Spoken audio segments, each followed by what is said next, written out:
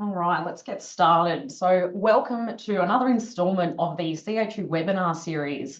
Today's session is on the topic of our commercial strata policy. I'm Claire Burke and I'm a senior specialty risk underwriter in the National Specialty Risk Team. In the spirit of reconciliation, CHU acknowledges the traditional custodians of the land on which we live and work throughout Australia and their continuing connection to land, sea and community. We pay our respect to their elders, past and present, and extend that respect to all Aboriginal and Torres Strait Islander peoples. Sovereignty was never ceded, and this was, is, and always will be Aboriginal land. I'll now introduce our presenters today. We have Daniel DeBonis. Daniel joined the insurance industry in 2011, working as an insurance broker with Austbrokers Sydney. After 4 years, Daniel made the jump into the world of strata, joining CHU's underwriting team, spending 6 years in the New South Wales ACT branch as an underwriter and team leader. In 2020, he was promoted to a new role of National Technical Underwriter.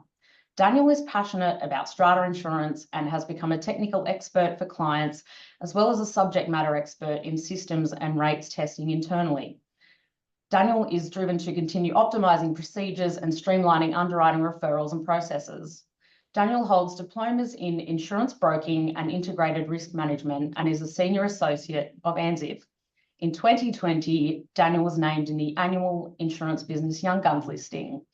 We also have Steve Cheepak on the line. Steve is our head of underwriting. Steve assumed the role as head of underwriting at CHU in 2019. He's now in his 16th year with CHU, and prior to this held a role as strata manager, which combines for well over 20 years in the sector. Steve has held various positions with CHU, including commercial underwriting, team leader, and New South Wales ACT underwriting manager. We also have senior underwriter from the New South Wales ACT branch, Jess Davison, here to answer questions along with myself in the chat. Over to you, Daniel. Good morning, everybody. Hoping everybody's having a good day today. Today we'll be covering our commercial strata insurance plan. A couple of topics we'll be covering today will include a brief overview of CHU, our history, and our product suite. Discussing who our commercial policy is designed for, what policy sections are included, and detail around what each of these sections cover. And we'll be covering the duty to not misrepresent and what detail we need from you as the intermediary. And it's probably worth just adding, before we get into the meatiness of the policy sections, that it can be a bit legalistic because that's the nature of insurance contracts, but we'll do our best to provide actual real-life examples as we go along, how the policy sections can be claimed against and so on. So please bear with us of any of the legal stuff. Thank you, Steve. So a little bit about why you should choose CHU. We're a multi-award winning underwriting agency, including a number of ANZIIF Underwriting Agency of the Year awards and Insurance Business Brokers Pick winner from 2016 to 2023. A strata specialist, organising the insurance for almost 1 million apartments, unit and townhouses across Australia. When you need help the most, CHU's claims process strives to be quick and accessible. CHU arranged the first residential strata plan insurance in Australia over 45 years ago and now offers a wide range of insurance. We've been pleased to recently announce that CHU has just signed another 10-year binder arrangement with our long-standing capital provider, QBE, now making it one of the longest standing arrangements in the Australian general insurance space. CHU's suite of products include our commercial strata product, which we'll be discussing today, our residential strata product, landlords and contents, community association and London's homes, and the most recent addition to the suite was the build to rent offering. So what is commercial strata insurance? So it's mandatory for all strata holder properties to hold insurances in place. So there are some legislative exceptions, but the majority of schemes are required to hold at least building insurance for the full replacement and reinstatement and public liability. We understand there's certain circumstances under each state legislation that allows two-lot schemes to have certain arrangements to insure separately. However, this doesn't apply to the majority of cases. Commercial strata properties can include the likes of office buildings, storage units, factories, retail spaces, shops, and a mix of commercial and residential units. Strata insurance provides cover for all the common areas of the strata property, as well as the fabric of the building itself, from the basement to the roof.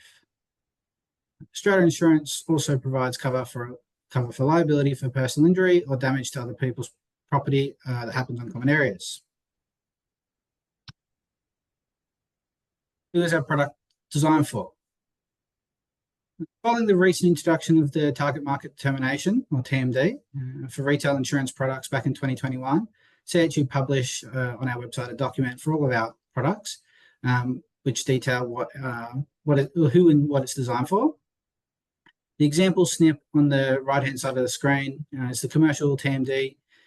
Obviously, won't expect you to read that because it might be a little bit small. However, our commercial strata product includes a body corporate or owners corporation whose strata property consists of commercial use premises such as industrial, retail, office, or a mix of commercial and residential units. So mixed use could be ground floor retail, supermarket, office with your residential units located above. A body corporate or owners corporation who wants financial protection against loss or damage to a strata building and common area contents, and a body corporate or owners corporation who represent the collective owners of a commercial strata or company title property where 20% or more of the total building floor space is used for commercial purposes. So our decision to align to the 20% commercial floor space of whether or not it's residential or commercial is intended so we align with how the ARPC collects the terrorism levy. It's also worth acknowledging on the TMD, for such a relatively innocuous document, it's actually, the regulators consider it a very important piece of information. There has been an example previously of a pet insurer who was found to be selling products outside their TMD, and they were given a cease selling that product, which they ended up getting lifted within 24 hours. But I guess what I'm trying to say is it's important for all the brokers and the authorised representatives on this call to read that document, have an understanding of it, no matter how innocuous it may seem or how trivial it may seem, and make sure that you are providing the information so the correct product can be issued.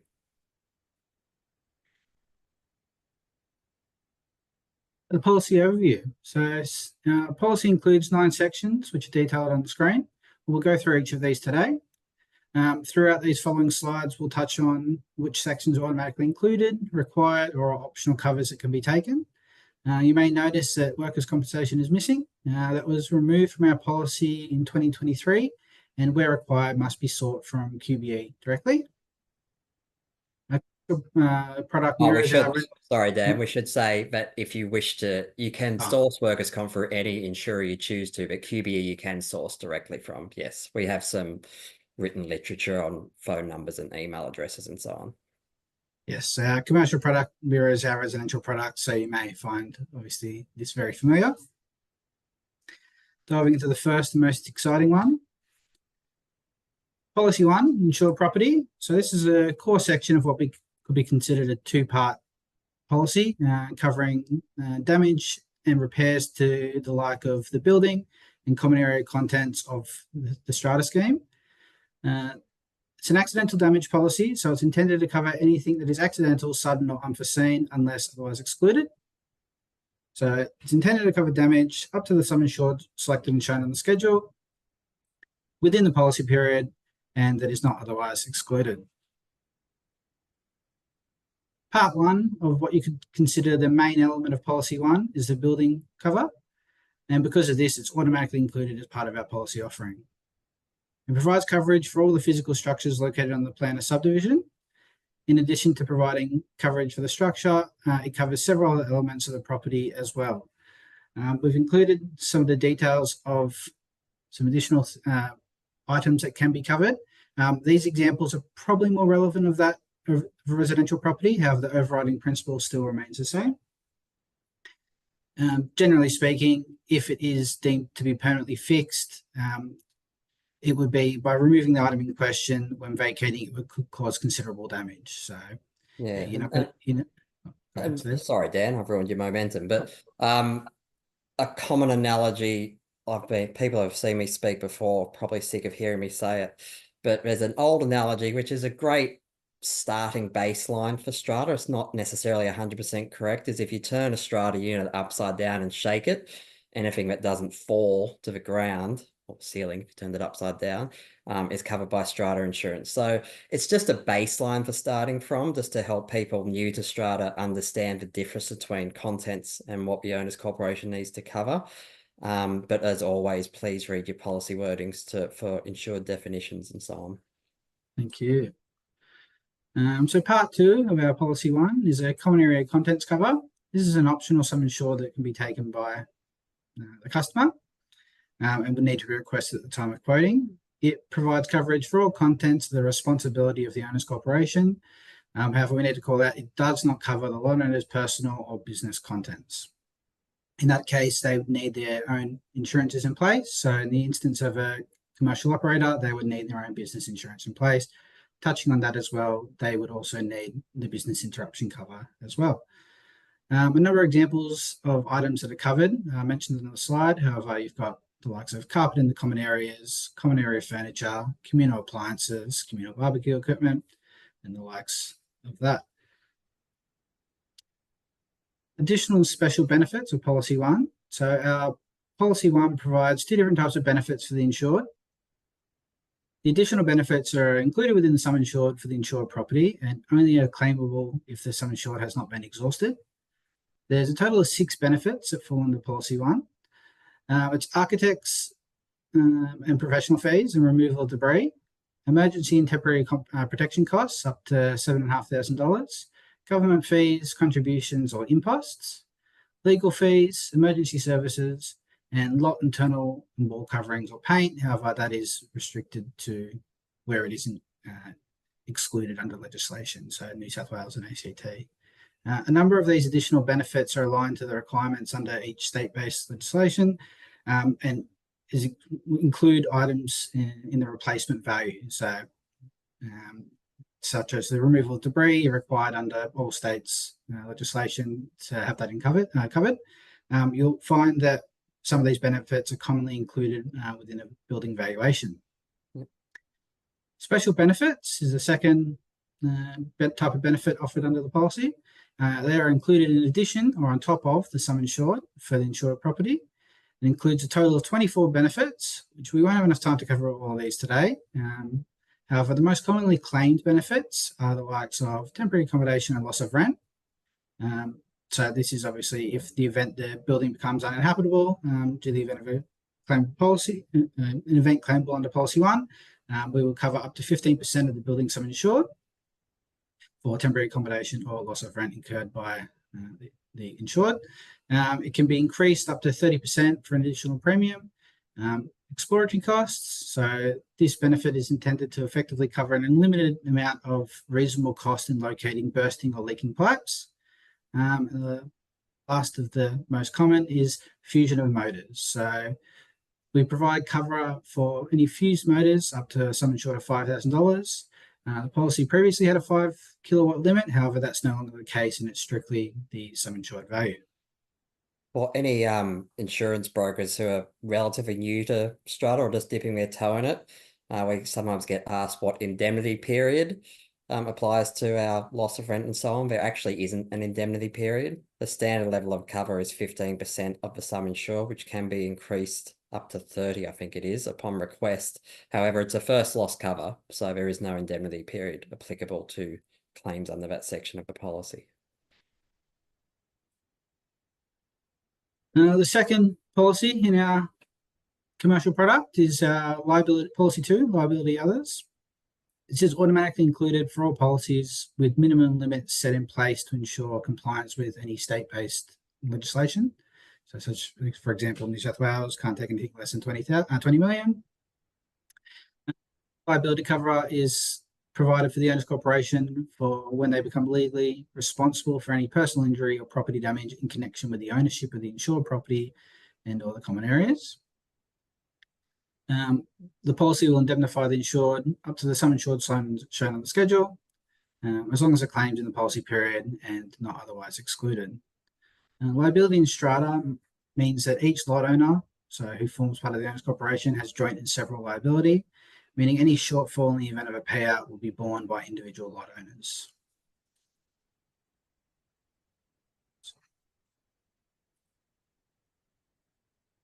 Sorry. Some important points to note. Negligence needs to be proven in a court of law. The coverage is provided for the owner's corporation entity as a whole. So this is what allows the legal action between Strata and a lot owner. The policy covers the cost of defending a claim. The individual owners are not covered by this policy. So the lot owners form part of the owner's corporation, meaning the policy protects claims arising against Strata Plan XYZ, not Mr. Steve Cheapak, for example. Our commercial occupants require their own insurance arrangements covering their liability exposure as well. So in combination with the property element, we suggest that the commercial occupants are not relying on our policy for any form of their own personal operational coverage. That would include business interruption as well. Some tips for the owner's corporation. So proactivity is to take action to maintain the building and rectify any known risks, such as trip hazards, defects, and so on, is the best way to minimize any liability exposure. You can never eliminate a risk, but you can do your best to minimize it. So if the courts see you as being proactive, there's every chance a lesser reward will go against the owner's corporation in the event of a claim, or it could be deemed that the owner's corporation did everything reasonably expected of them. Yeah, and it's the commercial common areas are different to residential, obviously, although you've got mixed use schemes of elements of both.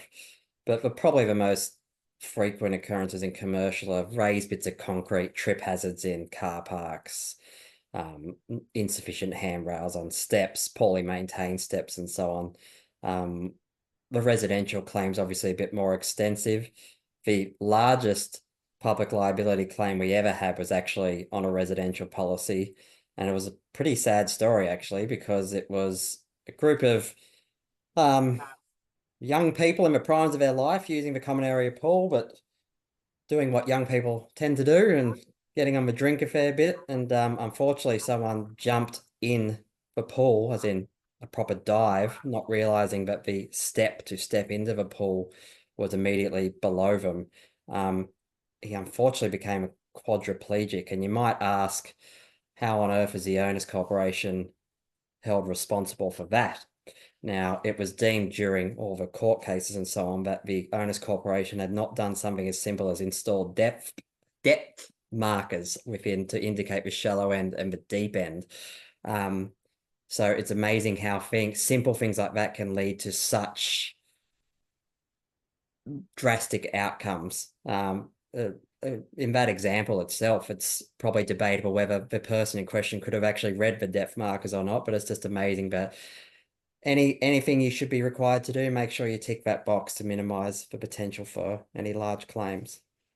Yes, thank you.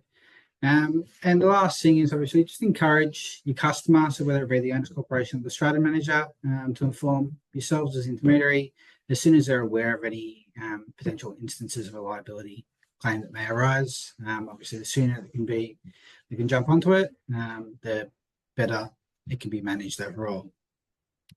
Oh, someone just asked in the chat, I know I shouldn't be answering questions in the chat about the quantum of that pool claim. It was between 6 and 8 million. Forgive me, I can't remember. It's within that vicinity. Third policy section of our wording is voluntary workers.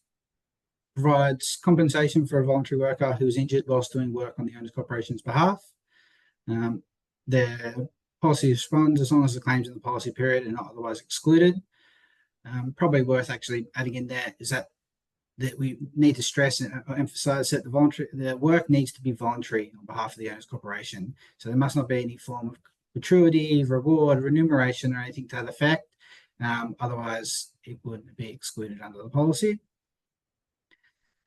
Examples could include, so taking out the common area bins, changing common area light globes, working bees in common area gardens. The policy wording lists a table of benefits detailing the limits and weekly amounts the policy will respond up to. Voluntary workers is a compulsory cover for New South Wales. However, for all other states, it's automatically included as part of our overall policy offering. Fourth section, policy 4, fidelity guarantee. Provides cover for the owner's corporation for any losses incurred due to fraud or theft of strata funds. The insured's covered as long as the claims in the policy period are not otherwise excluded. Fidelity cover does not cover the owner's personal funds. It is only covering funds of the owner's corporation. Fidelity cover is compulsory for South Australia. However, for all of the states, is automatically included as part of our policy offering. For South Australian risks, there's a requirement to be, for cover to be for the maximum balance of the owner's corporation's bank accounts at any time in the past 3 years, or $50,000, whichever is the higher.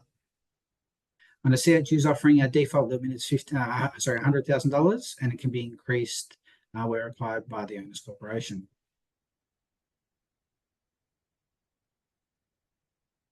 Policy 5 of our wording, office bearers' legal liability, or OBL for short, provides indemnity to office bearers, so it can be strata committee members or strata managers, against the cost of defending a legal claim against them and any claims payments they become legally responsible for. They're indemnified up to the sum insured shown on the schedule, and as long as the claim is within the policy period and not otherwise excluded. It provides cover for the individual committee members when operating in their capacity as an office bearer of the owner's corporation. Strata managers are covered when they're operating in their capacity as a strata manager as well, because they can easily be, operating in the capacity as an office bearer as well, as they can be easily roped into claims of this nature.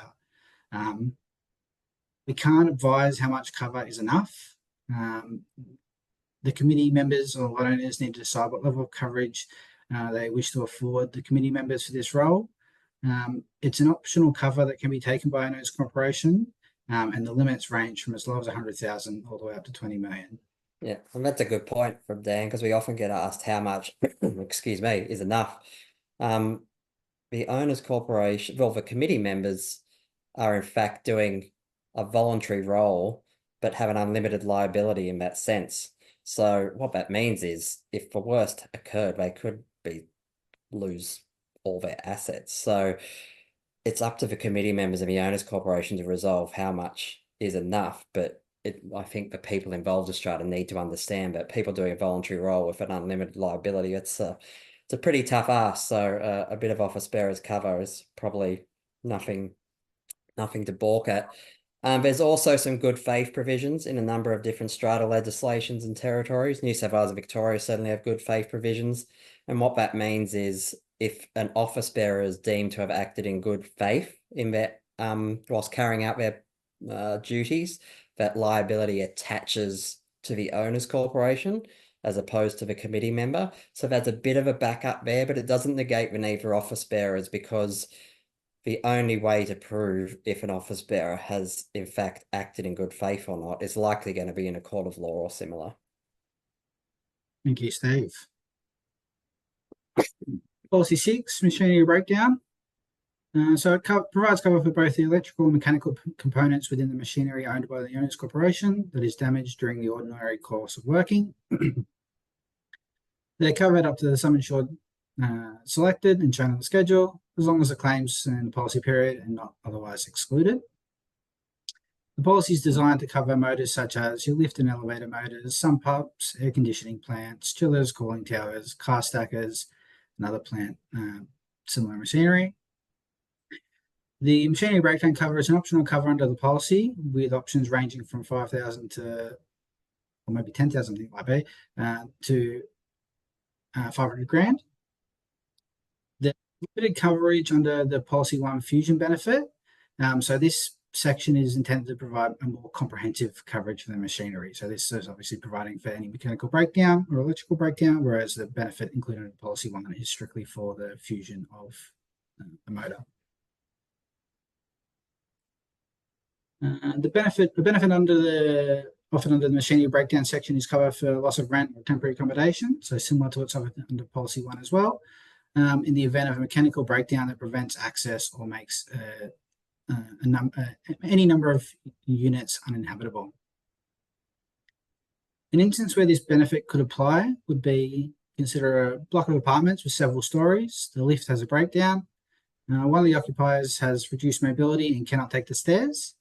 The policy benefit would be intended to respond in this instance. Machinery breakdown cover is unique in that it covers the internal mechanisms of the machinery at the site and their normal working conditions, operating in normal working conditions.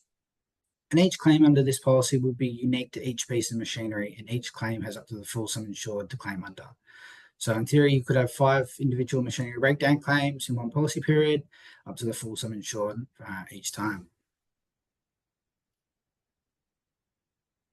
Policy 7, catastrophe cover. Catastrophe cover is an extension under Policy 1, which can trigger after a large-scale event that has been issued a CAT code by the Insurance Council of Australia, and after the full sum insured under Policy 1 has been exhausted.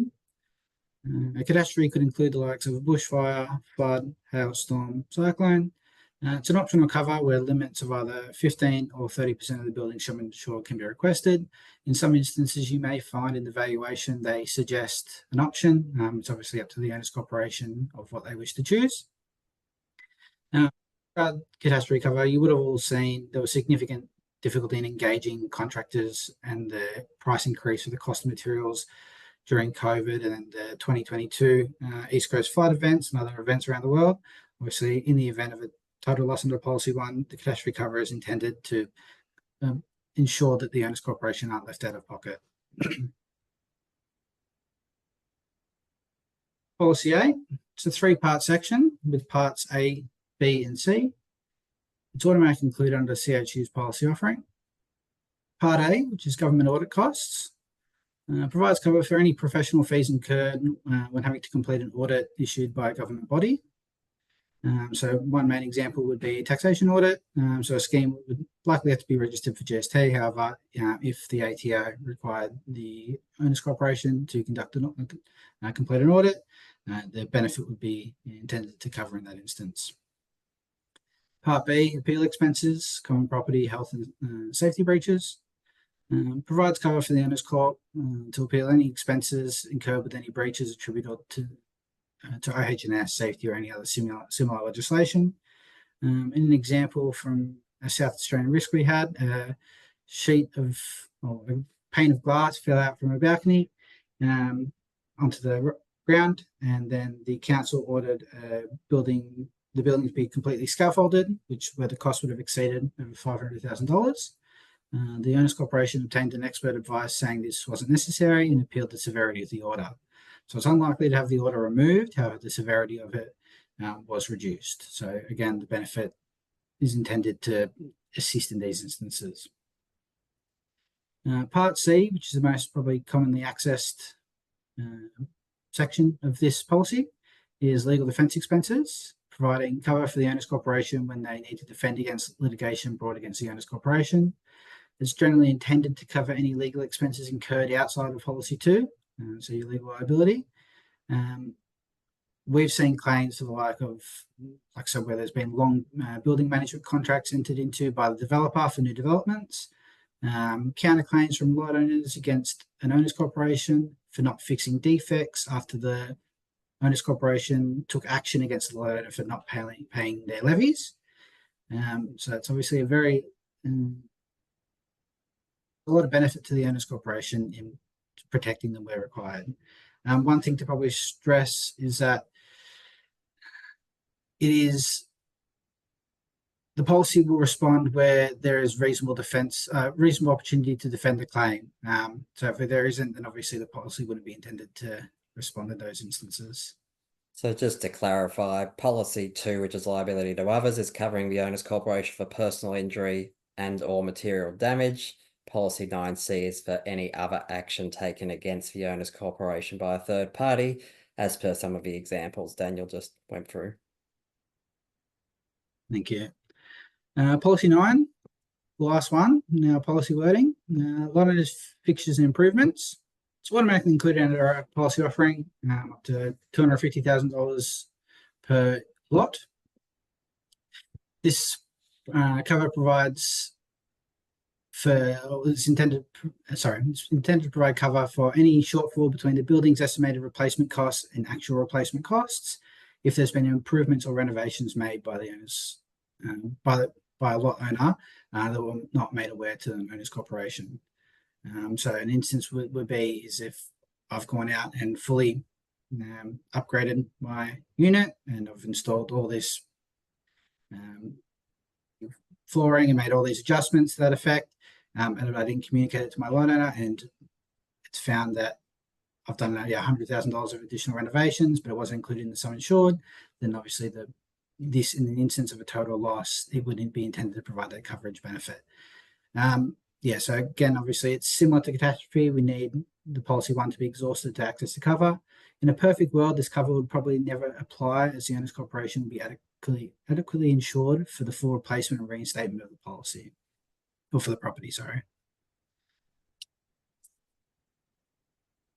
It's intended to provide cover in situations where there's shortfall insurance through no fault of the owner's corporation. It's subject to the same terms and conditions under the policy one building cover. To know if an improvement or addition is covered under this section, use the same test as you would for the building items under policy one. So that's it for the policy sections. If you have any questions, just put them in the chat and we'll address them at the end. But now on to the really exciting part. What we need you to tell us. So duty to not misrepresent. I imagine everybody here understands obligations under the Insurance Contract Act. You have a duty of obligation, a duty to take reasonable care to not make a misrepresentation about a risk. So examples could be accurately disclosing circumstances around a claim, including the complete detail around the operational nature of commercial occupancies, disclosing fire orders, building orders, defects. A couple of examples of the first two we've seen is we've had a RAM raid disclosed to us as an innocuous glass claim. We've had tobacconists being disclosed as a gift shop, or waste recycling facilities disclosed as skip bin storage. It's integral that you do your best in trying to accurately advise this sort of information, as in the event of a claim, any misrepresentation may result in the policy being treated as if it never existed. Hello, just thought I'd jump in on the defect side of things. So when it comes to defects and problematic risks, our focus is to work with owners' corporations and provide solutions where possible. So this does include buildings with building work rectification orders or similar. And currently our decline rate is actually less than 3%. So we are out there trying to work with owners' corporations as much as possible. Yeah, definitely. And I don't know if people missed in Claire's intro. She's the most senior underwriter within a team called the National Specialty Risk Team, which was assembled deliberately to tackle these problematic's probably not the right word, but more complex accounts with these ongoing issues. Thank you, Claire. So everybody loves photos, so we just thought we'd include a couple. So just a minor glass claim in the bottom left. Obviously nothing of major concern really. Obviously being facetious, but yes, in these instances, in this sort of events, we need to accurately understand in the likes of, say, for example, Victoria, where there's been a number of instances of attacks on tobacconists and other similar type tenancies. Obviously, knowing exactly what's occurred is imperative. And then obviously on the top right is just, it's only a gift shop, really. Obviously ignoring the fact that got a heavy branding of a tobacconist instead.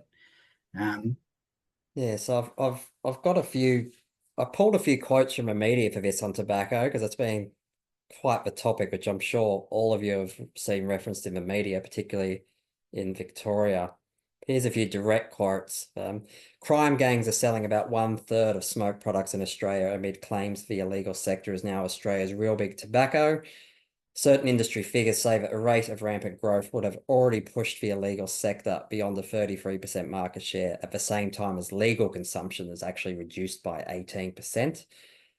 Fighting amongst the gangs and criminal organisations involved wanting control of a market has led to a lot of fire bombings, with many involving teenagers paid a relative pittance to do the dirty work. A study shows there's been 71 cases of arson linked to the illicit tobacco trade since March 2023. More than 50 of those were on smoke or vape stores, with the rest being targeted on gyms, cafes, reception centres and other businesses. an industry expert was quoted as saying there'd be no legal tobacco sector in 5 years at the current rate of change. And I don't know if that's sensationalist or not, but it's certainly something we have to be aware of. And CHU originally only took to embargoing against new business when it came to tobacconists, because we realised that there are a number of lot owners within community living, and to penalise them on a renewal because of one lot outside of their control, we get why that could be difficult to comprehend. However, here's some actual facts of what's happened to CHU in the last 6 months in terms of this topic, which is why we've broadened that decline list to capture certain tobacconists on renewal. We don't underwrite by media, but this is CHU's actual claims experience. So we've had 3 tobacconist fires in the past 6 months. We narrowly avoided a 4th in Ararat, Victoria, a couple of weeks ago, that was a policy we actually declined the previous month. And incidentally, we have had a gymnasium go up, which was subject to that criminal task force set up by the police. So again, we don't underwrite by media, but that's real claims that have been incurred on the CHU portfolio. So whilst we didn't take the decision we've made lightly with tobacconists, these events have led to the decisions, not any media publications. But it goes to support that what you're hearing in the media is largely true, which is rare. Thank you, Steve. I just saw, sorry, one question pop in to the chat on, because it's largely in Victoria, why is it extended out to other areas? But correct, it is largely in Victoria for now, but there have been, one of our losses was in Queensland for a tobacconist. If you Google search as well, you'll find that Perth has not been ignored either, but the majority is in Victoria at this stage. That doesn't mean it can't stream outwards very quickly. So yes, the headlines that it's in Victoria are true, but there actually have been events in other states. It's not a 100% blanket decline. We can take in factors such as if it's in a major complex, no street frontage, and various other factors. But on the whole, as a generalized statement, we would look to be declining most of those. So the last thing of what we need you to tell us, so telling us when these things change. So just recapping what already exists under the general conditions section of our policy wording. However, we'd like to highlight where we require you to tell us of these changed circumstances. So a change in the type of business or commercial occupancy within a lot or unit. So in the instance, if, for example, CHU issues a renewal and you come back on the updated tenancy listing, there may be instances where the premium increases. It is required that you are telling us of this updated information when there is changes. Changes the commercial floor space percentage. So if it goes from, if it's short-term accommodation, it gets all changed to full long-term accommodation. So most commonly occurs up in Queensland. We need to know about this because this has an impact on the ARPC cycling pool eligibility and product suitability under the TMD front. So if it goes from 25% commercial to 15% commercial, it would need to be changed across to a residential product. Otherwise, the policy being issued would be incorrect. If your building becomes subject to a building rectification order, fire order, or any other order issued by a statutory body, we obviously need to know. When the owner's corporation is performing construction works, alterations or additions exceeding $500,000 in value. And last but not least, if there's any cranes or hoists or similar located attached to the property. Just a couple little photos. So regarding cranes, obviously the photos on the screen highlight the exposure attributed to the attachment of cranes or the being on the property is genuine, which then these images are intended to highlight why it's critical that this sort of information is provided to us so we can assess our position appropriately. Do you have anything further? Low frequency, high impact style claims. All right. I think Thank that's you. all formalities. Claire, if I could invite you back in, maybe just pick, I saw the volume of questions. So before we even go into the verbal questions, there will not be sufficient time to address all the questions which came through in the chat. It was a bit like a poker machine with the reels going. that's a good thing. We like questions. I'm just saying we won't be able to have them all addressed in writing, but what we do get at following this webinar is a copy of all the questions and who asked them, and we can make contact with you directly to answer those questions. So please be patient if your question hasn't been answered. Claire, do you just want to pick out maybe 3 or Yeah, I've got one max here or something? from Helen O'Neill, just an example of an office bearer's claim that you've Yep. seen. So it could have a committee member who is authorized to sign off invoices or so on, and a contractor says, let's say it's a $50,000 contract. Contractor says, I'm going on leave. I'll come back to finish the job, but can you just pay me now?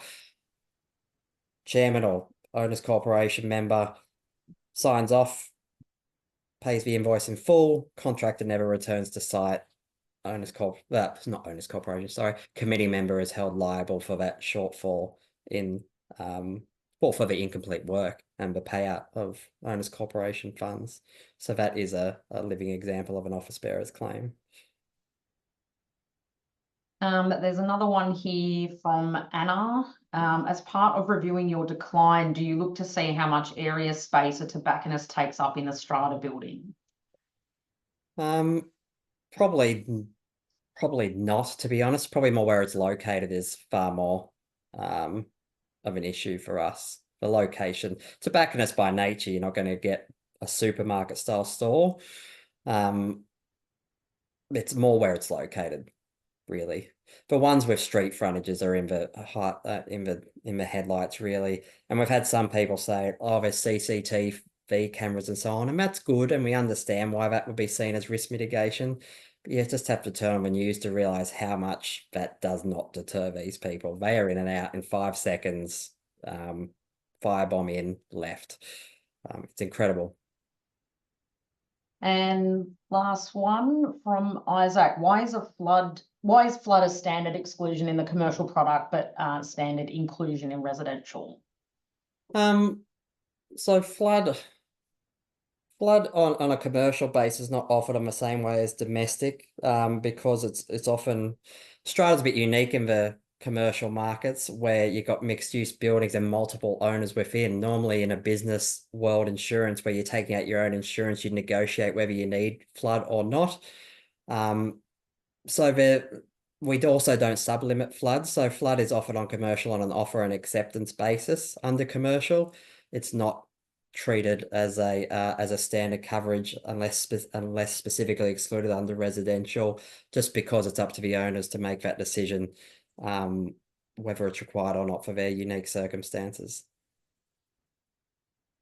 Thank you, Steve. All right, I think I saw some other questions on, is there a copy of the webinar? Yes, there will be copies of this recording made available. But as I said, there are a myriad of questions. We thank you all for your questions. Thank you for your attendance. I believe it was one of our highest registered webinars ever, so there's obviously a lot of interest. So please reach out to CHU for any of your questions, anything we can assist with. And I just reiterate, we will take that full set of questions and respond to you directly for those which weren't answered. But otherwise, thank you for your time. Enjoy the rest of your days, and we'll see you another time. Thank you. Thanks.